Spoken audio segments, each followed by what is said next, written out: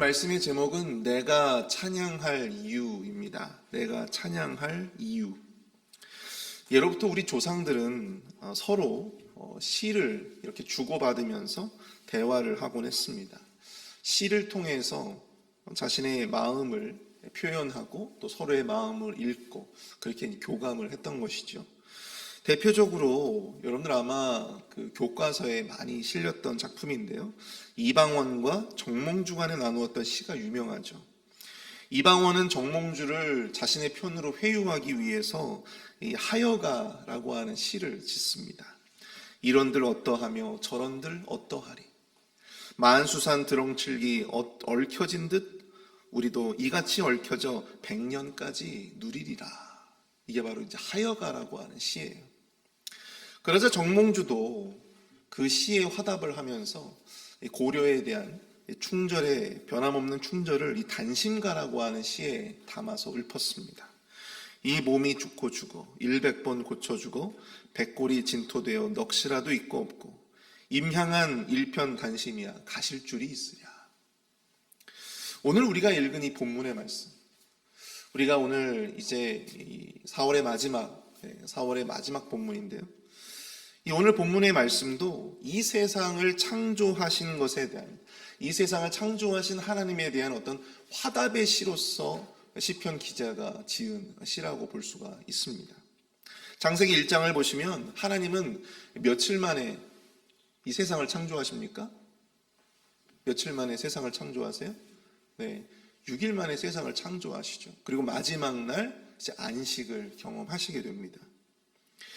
마찬가지로 그 하나님께서 창조하신 그 순서에 맞추어 하나님의 창조에 대한 감사에 또한 그 영광의 찬양을 이 시편 기자는 시에 담아서 하나님 앞에 올려드리고 있는 것입니다. 오늘 새벽에는 이 본문의 내용을 중심으로 해서 이 하나님의 창조하신 이 세상 속에 사는 바로 이 우리가 하나님을 찬양해야 할 이유가 과연 무엇일까? 시편 기자는 무엇을 가지고 하나님을 이렇게 찬양하고 있으며 우리의 찬양은 어떠해야 할까? 그것에 대해서 함께 이야기를 나누며 또한 은혜를 나눠보고자 합니다. 첫 번째로 우리가 찬양해야 할, 내가 찬양해야 할 이유가 과연 무엇인가? 그 첫 번째는요, 바로 세상 속에 질서를 허락하신 하나님 앞에 찬양해야 한다라고 하는 것입니다. 우리가 찬양해야 할 첫 번째 이유, 바로 그것은 하나님이 이 세상 가운데 질서를 세우시고 놓으셨기 때문입니다. 오늘 본문 19절을 볼까요? 여호와께서 달로 절기를 정하시며 해는 그 지는 때를 알도다. 아멘. 우리 창세기 1장에서 하나님은요, 넷째 날에 모든 천체들을 만드십니다. 해와 달과 별들을 만드시죠. 그리고 본문 19절에서 하나님은 그 중에 달과 더불어 절기를 정하셨다. 그렇게 말씀하고 있습니다. 모든 절기와 주야의 기준을 달로 정하셨다고 하는 거예요. 달. 실제로 고대 근동의 사람들은요, 이 태양이 아니라 이 달을 가지고 이 달을 기점으로 해서 절기를 정하였습니다. 이를 태음력이라고 하는데요. 히브리인들도 마찬가지였어요. 성경에 기록된 것처럼 그들도 이 하나님이 정하신 대로 달을 기준으로 삼아서 절기를 정하였습니다. 하나님은 세상을 창조하시고 섭리하실 때 이 자연 속에 분명한 기준과 그리고 질서를 세우셨다라고 하는 사실입니다. 흑암 가운데 달과 해를 창조하시고 밤에는 삼림의 짐승들이 활동하고 또 낮에는 그들이 다 물러가고 낮에는 누가 활동합니까? 저와 여러분들과 같은 이 사람들이 나와서 밤까지 일하며 수고하는 것. 여러분, 이것이 바로 하나님께서 이 세상을 창조하시고 세상에 놓으신 세상의 자연적인 질서예요. 법칙입니다. 창세기 1장과 2절을 한번 볼까요? 땅이 혼돈하고 공허하며. 창세기 1장 2절에 이런 구절이 있어요. 땅이 혼돈하고 공허하며. 혼돈하고 공허한 세상 가운데 이 하나님의 창조 활동을 통해서 질서를 세우신 것. 그것이 바로 하나님의 천지 창조의 기본 토대가 되는 것입니다. 그리고 이것은 하나님이 이 땅 가운데 펼치신 섭리의 가장 기본적인 원칙이기도 합니다. 하나님은요, 생명을 위해서 이 땅 가운데 질서를 세우시는 분이세요. 생명을 위해서 질서를 세우십니다. 근데 반대로 죽음을 위해서, 심판을 위해서, 징계를 위해서는 질서를 허물어뜨리시고 오히려 그들에게 혼란과 혼돈을 주신다라고 하는 사실입니다. 마치 여러분도 다 아시죠? 구약에 바벨탑 사건이 있죠? 그 바벨탑 사건 이후에 하나님께서 뭘 흐트러뜨리셨어요? 사람들의 언어를 흐트러뜨리십니다. 언어가 달라지니까 모든 것이 다 뒤죽박죽, 혼돈이 되어버린 거예요. 생명을 위해서 하나님께서는 질서를 세우시지만 심판과 징계를 위해서는 혼돈을 인간들에게 주신다라고 하는 것입니다. 여러분, 혼돈은요, 하나님의 심판의 결과이지 하나님이 우리의 삶 속에서 우리에게 원하시는 삶의 모습이 아니다라고 하는 사실을 여러분들 꼭 기억하시기를 축복합니다. 그러나 우리 어리석은 인간들은요, 하나님이 정하신 질서를 자꾸만 거스르려고 노력합니다. 하나님 중심의 세상을 자꾸만 나 중심의 세상으로 바라보고 그것을 어떻게 좀 움직여 보려고 하는 아주 그런 죄악된 습성들이 우리 안에 다 있다라고 하는 사실이에요. 그럼 사사시대를 보십시오. 하나님이 왕으로서 여전히 이스라엘을 통치하고 계셨음에도 불구하고 하나님의 통치와 질서에 순응하지 아니하고 그들은 자기의 소견에 오른 대로 그렇게 살았다. 그렇게 사사시대를 정의하고 있습니다. 그랬더니 어떤 결과가 벌어집니까? 이웃 민족들이 침략을 해와요. 또 일상의 평온이 깨어집니다. 질서가 무너지고 세상은 혼돈으로 치닫게 되었습니다. 그러므로 우리는 이 하나님이 정하신 질서에 순종의 마음으로 순응하며 나아가야 한다라고 하는 사실이에요. 순응이라고 하는 것이 그것을 내가 받아들이고 거기에 적응하는 것, 그것을 바로 우리가 순응이라고 이야기를 합니다. 그래야만 하나님의 질서가, 하나님이 세우고자 하시는 그 질서가, 그 계획이 이 세상 가운데 유지되고 우리의 삶 가운데에는 일상의 평온이 지속되어진다라고 하는 사실입니다. 여러분, 교회 공동체 안에도요, 마땅히 지켜져야 하는 법이 있고요, 또한 질서가 있습니다. 교회의 공동체 구성원이라면 우리는 그 법을 존중하고 또 그 질서를 지켜야 합니다. 여러분, 하나님께서 우리 교회를 사랑하시면요, 하나님께서 우리 교회에 복을 주시고 하나님께서 우리 교회에 생명을 주시려면요, 하나님은 우리 교회에 혼돈이 아니라 뭘 주세요? 질서를 주십니다. 그게 하나님의 뜻이에요. 하나님은 우리 교회에 혼돈이 아니라 질서를 주기를 원하십니다. 그래야 교회가 하나님의 뜻에 따라서 바르게 운영될 수 있기 때문이에요. 근데 문제가 뭐냐면 그러한 어떤 하나님이 주시고자 하시는 법과 질서보다도 나의 어떤 기분, 나의 어떤 감정, 그리고 내가 살아왔던 어떤 삶의 방식, 그것을 더 먼저 우선하여 주장하는 그러한 사람들이 있다고 하는 사실입니다. 교회 중심의 질서가 아니라 내가 그동안 살아왔던 내 삶의 중심에, 나 중심의 어떤 그런 질서로 나아가려고 하는 어떤 그러한 마음들이 저나 여러분들의 마음 가운데도 분명히 있다고 하는 사실이에요. 그러나 우리 안에는요, 수백 명의 나 자신이 존재함을 기억해야 합니다. 그들 한 사람 한 사람의 생각, 그들 한 사람 한 사람의 의견, 그들 한 사람 한 사람의 질서대로 이 교회가 유지되는 것이 아니고요, 하나님께서 세우고자 하시는 그 질서대로 이 교회가 나아가야 하나님께서 우리 교회에 더욱더 큰 복을 주게 되실 줄로 믿습니다.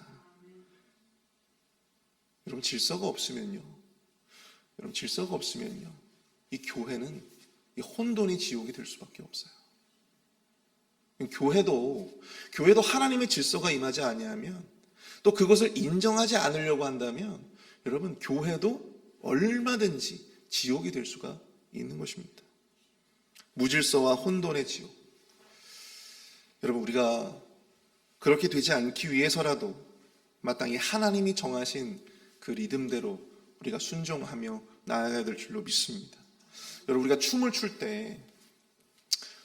때도 여러분, 우리가 리듬에 우리의 몸을 맞춰야지, 자꾸만 우리의 몸은 따로 노는데 리듬을 맞추라고 하면 되겠습니까? 안 되겠죠. 하나님이 정하신 리듬이 있어요. 교회 안에도 하나님이 정하신 리듬이라고 하는 것이 있습니다. 거기에 우리가 순응하며 따라가야 되는 거예요. 그래야지 아름다운 춤이 완성되는 것입니다. 조금 내가 불편하더라도, 조금 내게 낯설고 또 익숙하지 않은 것이라 할지라도 여러분, 교회 공동체가 정한 바에 우리가 아멘 하면서 우리가 따라갈 수 있는 어떤 그런 믿음이 우리 안에 충만해지시기를 축복합니다. 여러분, 하나님이 이 세상에 자연의 질서를 놓으시고 세우셨듯이 여러분, 하나님께서는요, 우리 담임 목사님 그리고 담임 목사님과 당회라고 하는 분명한 질서를 놓으셨어요. 그러므로 담임 목사님과 또한 우리 당회를 중심으로 해서 정말 우리가 그 모든 결정에 아멘 하면서 함께 따라갈 수 있는 우리 모두가 될 수 있기를 축복합니다. 여러분들, 그 길이요, 결국에는 우리에게 축복이 된다라고 하는 사실이에요. 그 길이 우리에게는 우리의 일상의 평온을 유지할 수 있는, 우리 공동체의 평온을 유지할 수 있는 길이 복된 길이 될 줄로 믿습니다. 두 번째로, 여러분들, 우리가 세상을 보존하시고 섭리하시는 하나님이시기에 우리가 찬양해야 한다고 하는 사실입니다. 우리가 왜 하나님을 찬양해야 하는가? 세상을 보존하시고 섭리하시는 분이 바로 우리 하나님이시기 때문입니다. 우리 본문 24절부터 30절까지 말씀을 보시면 시편 기자는요, 창조된 세상의 모습을 찬양하고 있습니다. 하나님이 지으신 것들이 땅에 가득한 것을 찬양하는 것으로, 또 바다의 생물과 작은 동물들이 무수히 하나님이 창조하신 그 창조의 무대 가운데 그 모든 것들이 채워지고 있음을 찬양하고 있어요. 특히 이 시편 기자가 찬양의 포커스로 잡고 있는 것이 무엇입니까? 바로 그 세상 가운데 세상을 보존하시고 또 세상을 섭리하시는 여호와 하나님의 그 섭리를 찬양하고 있다고 하는 것입니다. 27절을 한번 보십시오. 이것들은 다 주께서 때를 따라 먹을 것을 주시기를 바라나이다. 28절과 29절입니다. 주께서 주신즉 그들이 받으며 주께서 손을 펴신즉 그들이 좋은 것으로 만족하다가 주께서 낯을 숨기신즉 그들이 떨고 주께서 그들의 호흡을 거두신즉 그들은 죽어 먼지로 돌아가나이다. 하나님이 창조하신 이 세상 모든 만물의 그 모든 생명의 활동과 그리고 세상 만물의 모든 생사 화복을 다 누가 주관하시는 거예요? 우리 하나님께서 주관하고 계시는 거예요. 하나님이 지금 섭리하고 계신다고 하는 사실입니다. 사랑하는 성도 여러분, 우리 하나님은 우리 모든 피조물들에게 필요한 모든 것들을 공급하시는 분이심을 여러분들 믿으실 수 있기를 축복합니다. 이 땅의 모든 생명의 탄생과 보존 그리고 그 소멸의 그 모든 과정 가운데 여러분, 누가 개입하시는 거예요? 하나님께서 개입하고 계신다. 죄로 말미암아 세상이 불의와 패악함으로 가득 찬 것처럼 보이지만 실상은 그 모든 것들을 뒤에서 주관하고 계신 이는 누구냐? 바로 여호와 하나님이시다라고 하는 거예요. 하나님은 불의와 패악함이 가득 찬 지금 이 순간에도 사랑과 공의로 이 땅을 또한 우리 교회를 다스리고 계신 줄로 믿습니다. 단 하나의 오차나 오류도 없이 하나님은요, 그 모든 현상을 다 주목하시고 당신의 뜻대로, 당신의 계획대로 하나님은 이것을 주관하고 이끌어가고 계심을 여러분들 기억하실 수 있기를 바랍니다.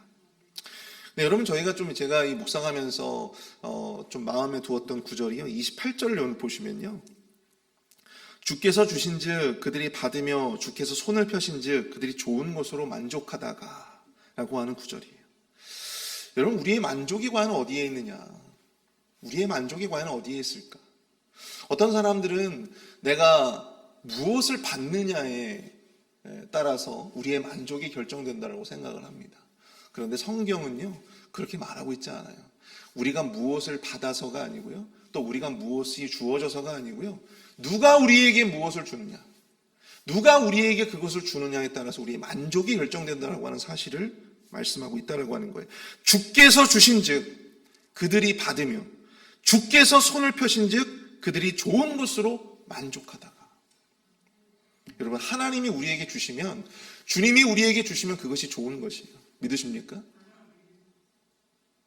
우리 주님이 나에게 좋은 것을 주시면요, 우리가 그것으로 만족할 수 있대요. 우리가 그것으로 만족한다고 합니다. 여러분, 만족은 내가 생각할 때 좋은 것을 내가 받아서가 아니고요, 우리 주님이 나에게 그것을 주셨을 때 그것이 참된 만족의 통로가 되는 줄로 믿습니다. 그것이 진정으로 우리에게 좋은 것이고 그것이 진정으로 우리에게 만족함이 되는 것입니다. 살다 보면 이것이 하나님이 우리에게 주시는 기회인지 아니면 우리를 시험하기 위해서 사탄이 던지는 미끼인지 그것을 우리가 선택해야 될 그런 순간이 찾아올 수 있습니다. 여러분, 그럴 때 여러분 기도하심으로 우리가 늘 하나님과 좋은 관계를 유지하심으로 여러분 하나님으로부터 늘 좋은 것을 받아 누리시고 만족을 선택하실 수 있는 저와 여러분들이 될 수 있기를 축복합니다. 하나님이 주시는 걸 받아야 돼요. 마지막 세 번째로 우리가 세상 속에 악인을 소멸하시는 하나님으로 인하여 우리는 찬양해야 될 줄로 믿습니다. 세상 속에 악인을 소멸하시는 하나님 앞에 우리는 찬양해야 합니다. 오늘 본문 마지막 절을 보시면요, 죄인들을 땅에서 소멸하시고 악인들을 다시 잊지 못하게 하시리로다. 내 영혼아 여호와를 송축하라. 할렐루야. 우리가 세상을 창조하신 하나님을 찬양하고 감사해야 할 이유 세 번째는요, 바로 그분이 세상 속에 악인을 소멸하시기 때문이래요. 시편 기자의 눈에 여러분들 이 악인들은요 어떤 사람들입니까?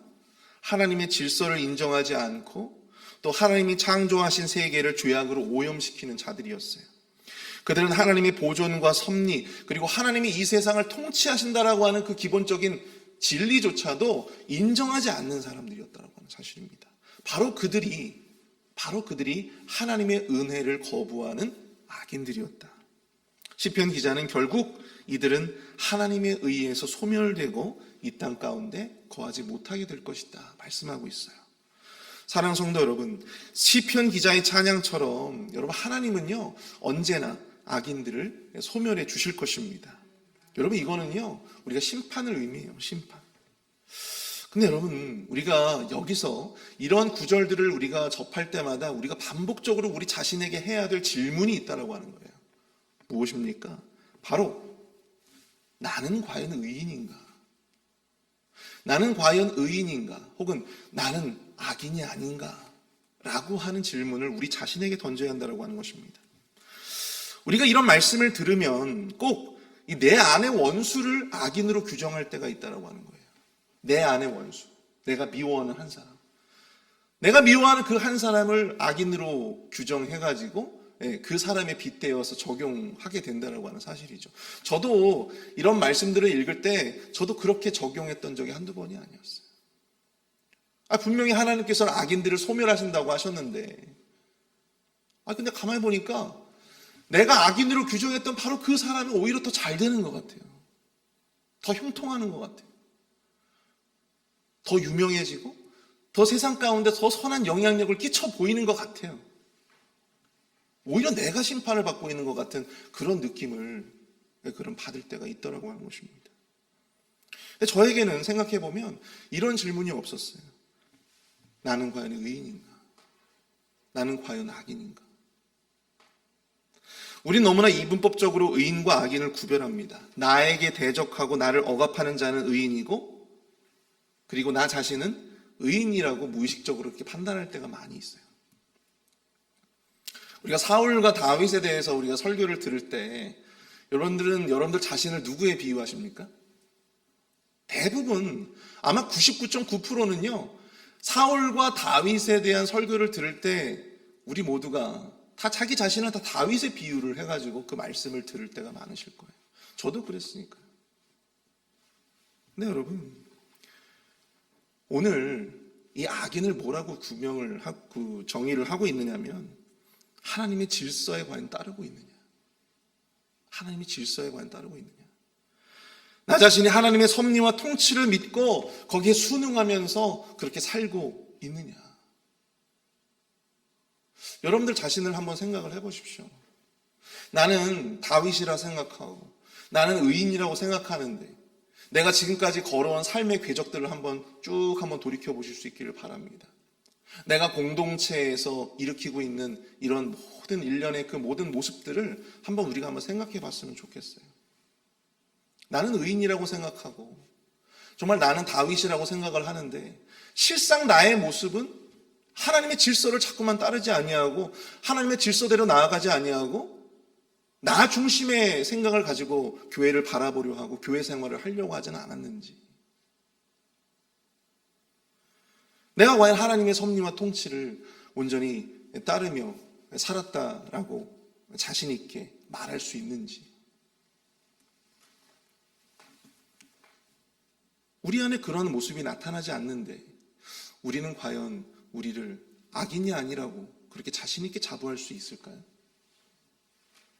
저는 그럴 수 없을 것 같아요. 사랑하는 성도 여러분, 아무리 천하의 악인이라도요, 믿음이 있으면 용서받고 구원받는 줄로 믿습니다. 우리의 정의나 혹은 우리의 옳은 행실 때문이 아니라 바로 그 믿음 때문에 우리가 구원을 받는 거예요. 그런데 여기서 이 믿음이라고 하는 것이요, 여러분, 내가 주님을 믿습니다 라고 하는 이 고백이 아니에요. 무엇입니까? 바로 하나님의 질서를 인정하고 이전에 내 중심의 삶에서 벗어나서 하나님 중심의 삶으로 내가 살고자 하는 의지를 갖는 것이 바로 믿음이에요. 그게 믿음이에요. 나는 과연 믿음이 있는가? 질문을 바꿔볼까요? 우리가 아까 나는 과연 의인인가? 나는 과연 악인인가? 라고 질문해봤다면 그걸 싹 바꿔서 나는 과연 믿음이 있는가? 그렇다면 나는 과연 믿음이 있는가? 이 질문 앞에 아멘으로 응답하실 수 있는 분들이 우리 모두가 될 수 있기를 축복합니다. 하나님의 질서를 여러분들 인정하십시오. 그리고 그 질서에 순응하며 그 질서를 따르며 살아가실 수 있기를 축복합니다. 세상을 다스리시고 섭리하시는 하나님의 은혜에 여러분 감사로 반응하며 우리가 나아갈 수 있는, 주님을 찬양할 수 있는 우리 모두가 될 수 있기를 축복합니다. 여러분, 그 길이 복의 길이고 또 그 길이 의의 길이 될 줄로 믿습니다. 오늘 이 시간 말씀을 생각하면서 기도하기를 원합니다. 우리 온 세상을 창조하시고 섭리하시고 통치하시는 주님, 내가 주님을 찬양합니다. 세상에 질서를 세우시고 우리에게 모든 필요를 공급하시고 참 만족을 주시는 주님을 찬양합니다. 나 같은 악인도 믿고 구원받을 수 있는 길을 허락하여 주심에 감사합니다. 우리 함께 마음을 모아서 합심해서 함께 기도합니다.